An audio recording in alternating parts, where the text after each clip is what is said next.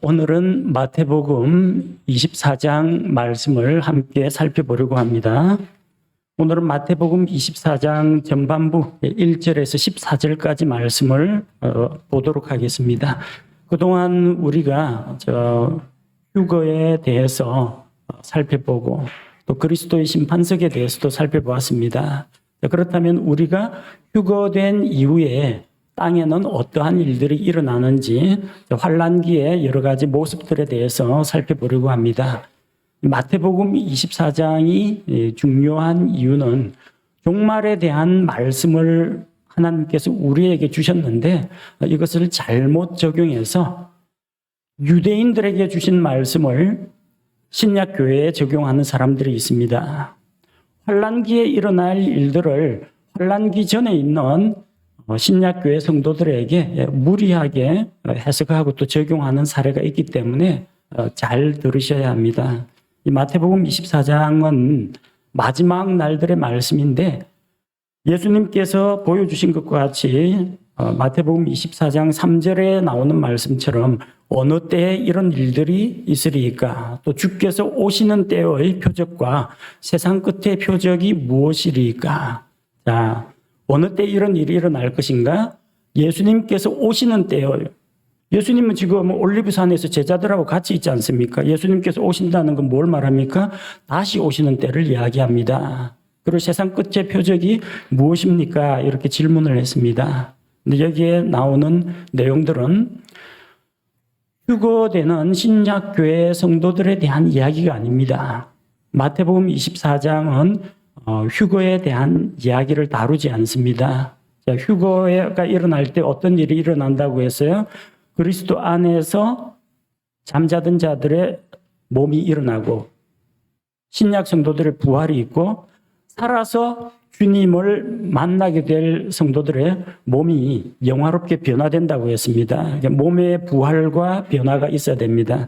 마태복음 24장에는 그리스도 안에서 잠든 성도들의 부활과 살아서 주님을 대하는 성도들의 몸이 변화되는 이야기가 전혀 나오지 않습니다. 왜요? 교회는 이미 휴거되었고 휴거 이후에 이 땅에 남겨진 환란기에 들어간 유대인들에게 임할 일들을 소개하고 있기 때문입니다. 그래서 주의 깊게 잘 들으셔야 합니다. 이 사건의 배경을 살펴보면은 마태복음 24장 1절은 성전, 어느 성전일까요? 예루살렘 성전입니다. 예루살렘 성전은 이스라엘 땅, 팔레스틴 땅에 있습니다. 예수님 당시 예루살렘 성전과 관련된 이야기입니다. 예수님께서 성전을 떠나서 가실 때 그 제자들이 성전의 건물들을 보여드리고 그분께 나옵니다. 그래서 다른 복음서에 보면 이 성전의 아름다움, 화려함에 대해서 제자들이 이야기하니까 예수님께서 돌 하나도 다른 돌 위에 남지 않고 다 무너질 것이라고 말씀하셨습니다. 자, 이 성전은 예루살렘 성전이고 제자들은 전부 유대인 제자들입니다. 여기 크리스찬들은 한 명도 나오지 않습니다. 자, 2절 말씀해 보니까 성전이 파괴될 것을 이야기합니다. 예루살렘 성전 파괴에 대한 이야기입니다. 이것은 예언의 점진적 성취와 관련되어 있습니다. 예루살렘 성전의 멸망에 대해서 이야기하고 있는데 AD 68년부터 AD 70년까지 유대인들과 로마 제국 사이에 전쟁이 일어났습니다. 발단이 된 것은 이 로마 총독이 세금을 걷어서 본국에 보내야 하는데 돈이 모자라요. 돈이 모자라니까 어떻게 했느냐? 예루살렘 성전의 금을 압수했습니다. 이걸 유대인들이 용납을 못하는 겁니다. 하나님의 성전에 바친 금에 이 이방인들이 손댔다는 거예요. 여기서 충돌이 벌어져가지고 민족이 들고 일어나서 이제 전쟁을 했습니다. 그러다 결국 AD 70년경에 로마 장군 타이터스 장군에 의해서 예루살렘이 정복당합니다. 성전은 불타고 또 돌 하나도 돌 위에 남지 않는다고 했는데 성전 벽에 입혔던 그 금들이 불타면서 다 녹아내렸어요. 캐내려고 하니까 이 돌을 부숴야 됩니다. 돌을 가루로 만들고 또 다 파헤쳐야 됩니다. 돌 틈 사이, 흙 사이로 녹아내린 이 금을 캐기 위해서. 그래서 금과 보석들 이런 걸 캐기 위해서 이 돌을 다 깨뜨리고 다 무너뜨리고 그야말로 돌 위에 돌이 하나도 남지 않게 됩니다. 다 가루가 됐으니까. 예언이 이 문자 그대로 성취가 되었습니다. 이런 무시무시한 말씀을 예수님이 제자들에게 하신 거예요. 유대인들이 자랑으로 삼고 있고 자기들 신앙의 중심으로 삼고 있는 게 성전입니다. 당신 성전 예배를 드렸으니까. 근데 그 예루살렘 성전이 무너진다. 예루살렘 성전은 하나님의 임재의 상징인데 그게 파괴된다고 하니까 얼마나 충격적입니까? 제자들이 예수님께 여쭤봅니다. 우리에게 일러주십시오. 어느 때 이런 일들이 있겠으며 또 주께서 오시는 때의 표적과 세상 끝의 표적은 무엇입니까? 전에 말씀드렸듯이 예수님 지상 재림에는 표적이나 징조가 있습니다. 그러나 예수님의 공중 강림 그리고 휴거에 대해서는 아무런 표적도 징조도 없습니다. 어느 날 갑자기 밤에 도둑같이 호련히 순식간에 눈 깜짝할 사이에 일어납니다. 예기치 않게 일어납니다. 그래서 지금 마태복음 24장의 말씀 예수님께서 오시는 때라는 것은 예수님의 공중 강림을 말하는 게 아니라 예수님의 지상 재림을 이야기하는 겁니다. 예수님께서 이 땅으로 다시 오시는 때에 어떤 일이 있을까요? 여쭤보는 겁니다. 장소의 배경이 되는 것이 이제 올리브산입니다. 왜냐하면 예수님께서 올리브산에서 성천에서 올라가십니다. 나중에 내려오실 때에도 스가랴 14장 4절 말씀에 보면 그분의 발이 올리브산으로 내려오신다고 했어요. 예루살렘 동편에 있는 올리브산 위에 예수님의 발이 서게 되면 그 올리브산이 동쪽과 서쪽으로 갈라지고 골짜기가 생긴다고 했습니다. 그러니까 이건 뭐예요? 지상 재림을 이야기하는 겁니다. 공중 강림 이야기가 아니에요. 그 이야기가 아닙니다. 환란기가 끝나고 예수님께서 이 땅에 다시 오실 그때를 이야기합니다. 자, 그래서 4절에서 8절 말씀에 보면은 이제 그들이 겪게 될 전반기 환란에 대한 이야기가 나옵니다. 어떤 일이 일어납니까? 4절에서 예수님께서 아무도 너희를 속이지 못하도록 너희가 속지 않도록 조심하라고 말씀하셨습니다. 많은 사람이 자기를 그리스도라고 하면서 속인다는 겁니다. 그리스도라는 이 헬라 말은 원래 히브리어에서 메시아입니다. 메시아를 기다리는 민족은 전 세계에서 유대 민족 이외에는 없습니다. 그러니까 마태복음 24장은 누구에 대한 말씀? 메시아를 기다리는 유대인들을 향한 말씀이라는 겁니다.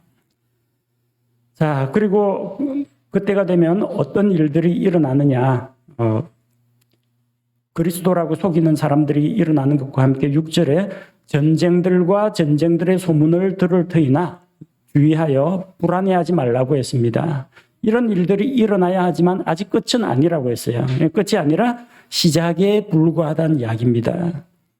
7절에 민족이 민족을 왕국이 왕국을 대적하여 일어나고 곳곳에 기근과 역병과 지진이 있으리니 이게 있으면 공중강림이 일어나고 휴거된다고 나와 있습니까? 아닙니다. 8절에 이 모든 것은 고통의 시작이니라. 환란기 시작입니다. 이건 환란기 시작에 일어날 일이지 이게 일어나면은 예수님 공중강림하시고 휴거가 일어난다는 이야기가 아니라는 겁니다. 근데 많은 목회자들이 이걸 가지고 참 여러 가지로 우려먹습니다. 전쟁, 옛날에 아프가니스탄 사태 일어났을 때 러시아, 우크라이나 전쟁 때 지금 중동 지역에 이스라엘과 하마스 분쟁이 일어날 때 봐라. 전쟁, 다툼, 민족이 민족을, 왕국이 왕국을 예수님 오실 때의 징조 표적으로 이걸 소개하는 사람들이 많습니다. 그러나 본문에 나오는 이 전쟁은 휴거의 징표가 아니고요. 예수님께서 말씀하신 이 말씀은 고통의 시작, 환란기 시작을 이야기하는 겁니다. 신약교회는 벌써 휴거되고 이 땅에 없을 때를 말합니다. 기근이 있을 것이다. 요즘 또 기후 위기, 기후 변화, 환경 보호론자들이 많이들 이야기합니다. 빙산이 녹고 남극 대륙이 점점 얼어붙은 것들이 녹아 해수면이 높아지고 또 추위가 몰려오고 이상기후가 발생하고 농작물 수확량이 감소하고 기근 문제를 이야기합니다. 역병도 옛날에 신종플루 유행할 때 발세가 다 됐다 사람들 많은 목회자들이 써먹었습니다.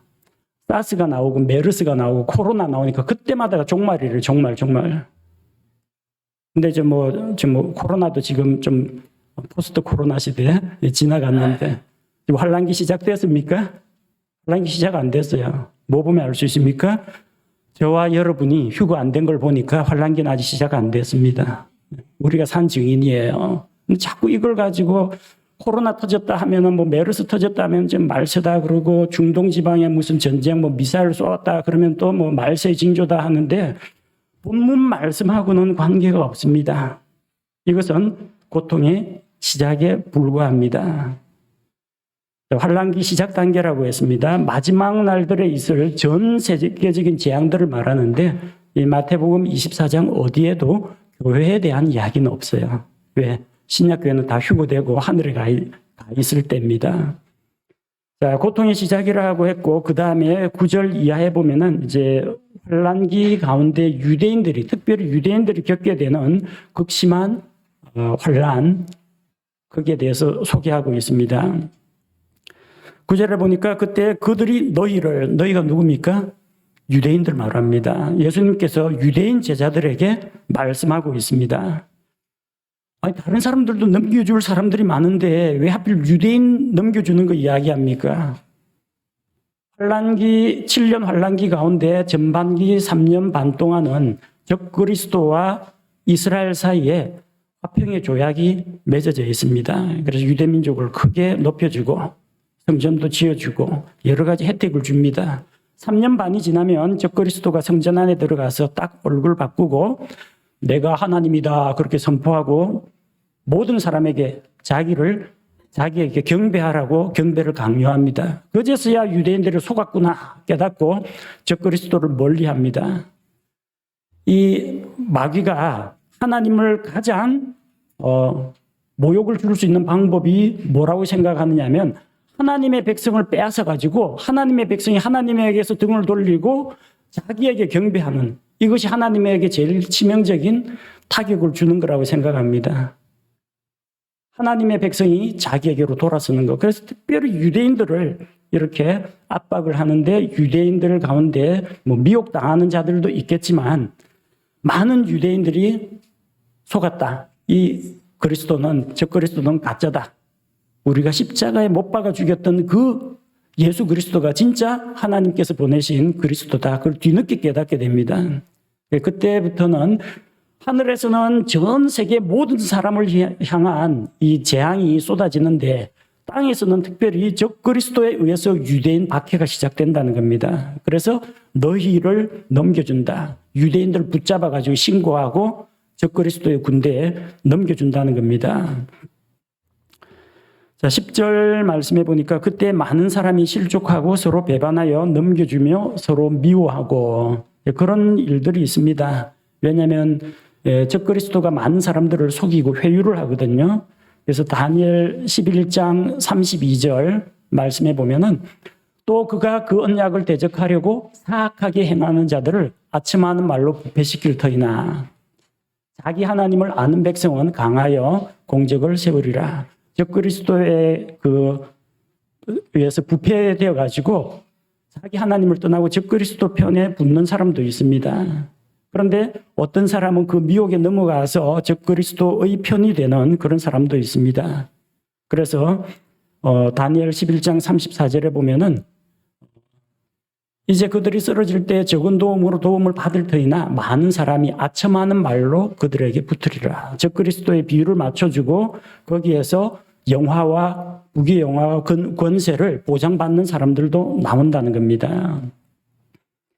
자, 그래서 유대인들 중에도 실족하는 자들, 동족을 배반하고 넘겨주는 자들도 나온다고 했습니다. 또 이방인들도 유대인들이 숨은 곳을 일러주거나 그들을 박해하는 자들이 나옵니다. 그래서 마태복음 25장에 양민족과 염소민족에 대한 심판이 일어날 때 환란기 가운데 이 유대인들을 선하게 대우했느냐? 먹을 것을 주고 마실 것을 공급하고 병들었을 때 보살펴주고 감옥에 갔을 때 찾아가고 그렇게 했느냐 하지 않았느냐? 그게 예수 그리스도에 대한 믿음의 행위로 평가를 받게 됩니다. 자, 11절 말씀해 보니까 많은 거짓 대언자가 일어나 많은 사람을 속일 것이라고 했습니다. 지금도 사이비 종교라든지 또 기독교 안에 이단 종파들이 많이 있습니다. 그런데 그때는 정말로 영적인 혼돈 상태가 될 겁니다. 왜? 진리를 수호하는 신약교회가 공중으로 휴거되고 또 불법의 신비가 역사하는 것을 그동안은 성령님의 힘을 입어서 교회가 막고 있었는데 그 방파제가 되는 것이 다 사라져 버렸어요. 그러니까 온 세상에 사악함과 불의가 가득하게 되는 겁니다. 12절에 불법이 성행하고 사람들의 사랑이 씻겨될 것이다. 생각해 보십시오. 이 지구상에 교회가 사라졌다. 성령께서 교회를 통해서 그리스도인들을 통해서 일을 해 오셨는데 신약교회가 하늘로 들려 올라갔다. 그야말로 이 땅은 무법천지가 될 것입니다. 불법이 성행하게 될 것이고 약육강식의 시대가 될 것이고 자, 많은 사람들의 사랑이 식어지고 어려운 환경 가운데서 하늘에서 쏟아지는 재난과 그리고 땅에서 적그리스도의 그런 독재적인 통치하에서 많은 사람들이 자기 자신을 위하고 다른 사람에 대한 사랑이나 배려를 하지 않게 됩니다. 그리고 13절에 보니까 그러나 끝까지 견디는 자 곧 그는 구원을 받으리라. 이 끝까지는 죽을 때까지가 아니라 환난기 끝까지 견디는 자를 이야기합니다. 보통 이거를 장로교에서는 해석을 잘못해서 끝까지 죽을 때까지 참고 견디면 구원을 받는다라고 했는데 이 구원도 혼의 구원을 말하는 그 구원이 아닙니다. 이 끝은 고통의 시작에서 환난기의 끝을 이야기합니다. 끝까지 견딘다고 해서 죄로부터 구원받지는 않습니다. 우리가 죄로부터 구원받는 것은 어린 양 예수 그리스도의 피를 믿는 믿음으로 구원을 받지 참고 견디고 인내해서 구원받는 게 아닙니다. 그러니까 여기서 끝까지는 환난의 끝을 말하지 죽을 때까지를 말하는 게 아니고요. 여기서 구원은 지옥 갈 혼이 구원받아 하늘나라 간다 그 구원이 아니라는 겁니다. 그럼 무엇으로부터 구원받습니까? 죽음으로부터 구원받는 겁니다. 즉 그리스도의 핍박 가운데서 이리 피하고 저리 도망가고 숨고 이렇게 그 고문을 당하더라도 자기 믿음을 놓지 않고 끝까지 버티고 그러면 언젠가는 예수님께서 환난기 끝에 지상으로 오시고 적 그리스도의 왕국을 무너뜨리실 겁니다. 바로 그때 살아있는 현재 몸을 입고 왕국에 들어간다는 겁니다. 그래서 우리는 예수님을 믿음으로 죄로부터 구원받아서 지옥 형벌 면하고 하늘나라로 가는 그 구원을 이미 받았는데 환난기에 있는 이 유대인들은 고난 가운데에서도 포기하지 않고 끝까지 살아남아서 견디면 죽음으로부터 육체의 죽음으로부터 구원받아서 예수님이 세우실 지상 왕국에 천년 왕국에 들어가게 된다는 겁니다. 그래서 환난기 유대인들은 자기들끼리 모여서 서로 경제가 완전히 통제를 받는 상황이니까 나눠 쓰고 아껴 쓰고 양보하고 대접하고 베풀고 그렇게 하면서 환난기를 참고 견뎌야 됩니다. 그래서 자기들이 기다리던 메시아 그리스도가 오실 때 그때 찬송하리로다 주의 이름으로 오시는 이여 하고 다시 예수님을 찾고 부르게 될 겁니다. 그렇게 살아남은 자, 끝까지 참고 견딘 자는 육체의 죽음에서 구원받아 몸을 입고 천년왕국에 들어간다는 겁니다. 14절 말씀은 왕국의 이 복음이 모든 민족들에게 증언되기 위해 온 세상에 선포되리니 그제야 끝이 오리라 라고 했습니다.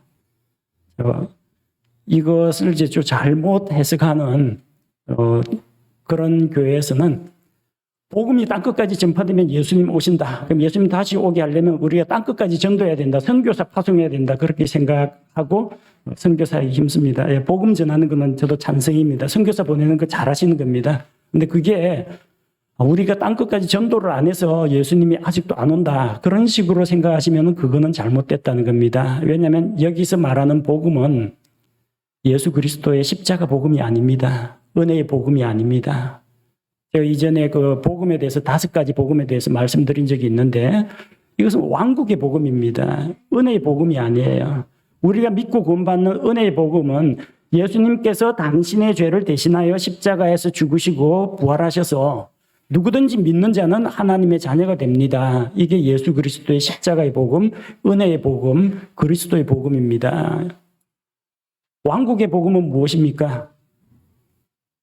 왕국이 임하였다는 것을 선포하는 복음입니다. 침례자 요한이 사역을 시작할 때, 예수님께서 사역을 시작할 때 회개하라, 하늘의 왕국이 가까이 왔느니라. 하늘의 왕국, 하늘의 통치권이 땅에 임하는 왕국, 천연왕국, 메시아 왕국을 이야기합니다. 자, 왕국이 가까이 왔다. 왕께서 오셨다. 왕국 백성 된 자들은 회개하고 왕을 영접하고 왕국에 들어오라. 이게 왕국 복음이에요. 환란기 때 선포되는 여기서 말하는 왕국의 이 복음이라는 것은 예수님 십자가 대속을 믿고 구원받으십시오. 우리 신약교회에게 주신 이 복음이 아니에요. 지금은 적그리스도가 지배하는 이 세상이지만 만왕의 왕이시오 만주의 주이신 예수 그리스도께서 이 땅으로 오셔서 적그리스도의 왕국을 무너뜨리시고 하나님의 뜻에 따라 하늘의 통치가 땅에 임하는 지상 왕국을 세울 텐데 듣는 자, 믿는 자는 왕을 맞이할 준비를 해라. 적그리스도에게 굴복하지 말고 그에게 경배하지 말고 짐승의 표를 받지 말고 믿음을 지키라고 선포하게 될 겁니다. 그 왕국의 복음이 환란기에 모든 민족들에게 증언된다는 겁니다. 환란기에도 성도들이 있습니다. 교회가 휴거된 이후에 성경책은 휴거 안 됩니다. 전도지 휴거 안 됩니다. 비디오 자료들 휴거 안 됩니다. 그리고 교회에 출석은 했는데 믿지는 않고 있던 그런 사람들, 뒤늦게 깨달은 자들, 특별히 유대인들 가운데에서 믿는 자들이 많이 나타납니다. 그래서 14만 4천 명의 유대인 전도자들, 또 이 땅에 남아있는 환란기 가운데 예수 그리스도를 구원자로 받아들인 믿는 성도들이 환란기 성도들이 될 것입니다. 그들을 통해서 온 세상에 왕국의 복음, 예수 그리스도 다시 오신다는 왕국의 복음이 선포가 됩니다. 그리고 그 이후에 끝이 온다는 겁니다.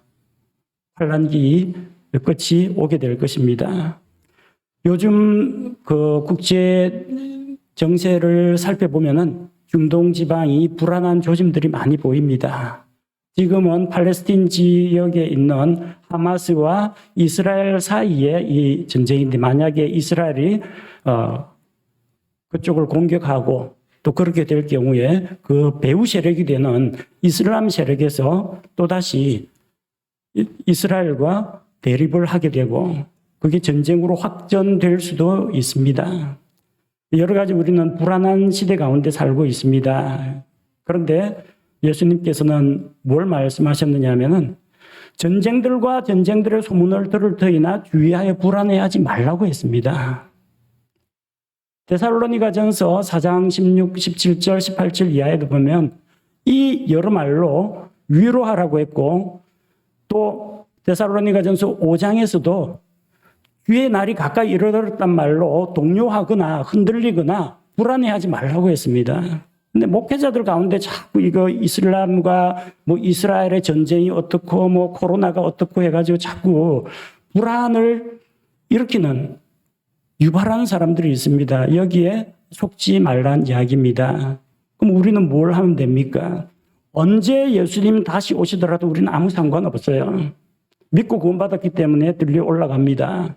주님 만날 때 부끄러움이 없도록 그분께서 거룩하고 순결하게 계신 것 같이 우리 자신을 순결하게 하고 지금까지 해오던 것처럼 하나님께 예배드리고 또 정상적으로 가정생활하고 직장생활을 하시면 됩니다.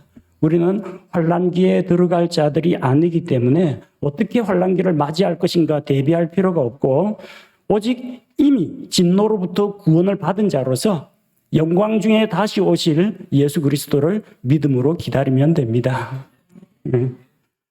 함께 기도하겠습니다. 하나님 아버지, 이 세상에 여러 가지 우리 마음을 흔들어 놓는 이단 교리들이나 주변 불안한 국제, 경제, 정치, 외교 질서들, 또 이 세상에 종말을 향해서 달려가고 있는 죄악된 모습을 볼 때마다 우리 마음속에 낙심이 되기도 하고 또 불안한 마음이 들 때도 있습니다. 그러나 하나님께서 우리에게 주시는 마음은 두려워하는 마음이 아니요 또 사랑과 담대한 마음이니 주께서 주신 약속의 말씀 위에 우리가 굳게 서게 하여 주옵소서. 전쟁의 소문을 듣고 또 전염병의 소문을 듣고 이상기후나 지진이나 이런 소식을 들을지라도 흔들리지 말고 굳건하게 믿음 가운데 서게 하옵소서. 예수 그리스도를 믿음으로 말미암아 이미 구원을 받았습니다. 하나님의 진노의 심판으로부터 구원받은 우리가 하나님을 가까이 하고 하나님을 더 사랑하며 날마다 믿음 가운데에서 살아가면서 다시 오실 우리 주님, 그 영광스러운 날, 그 복된 날을 소망 가운데 기다리게 하옵소서.